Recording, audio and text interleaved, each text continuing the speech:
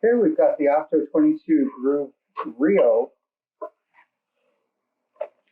and inside there's a terminal tool and quick instructions. You can set those aside.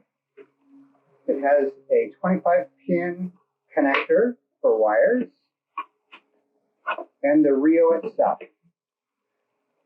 The first thing you do is take the 25-pin connector and insert it like that. Next, to connect your lights, we've configured it for channel 4, the light on channel 4, which happens to be pin 13 being positive and pin 14 being negative or ground.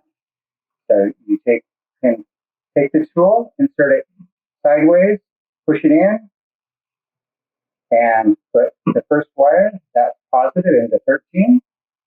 Do the same with wire 14 as negative. Make sure they're connected well.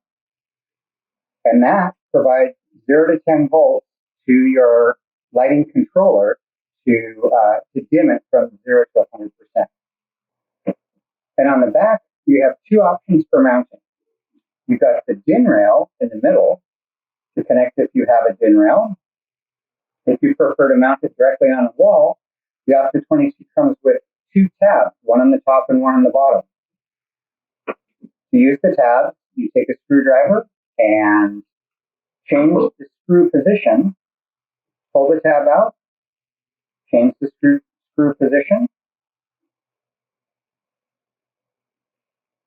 turn it upside down, and now you have tabs for mounting directly onto a wall.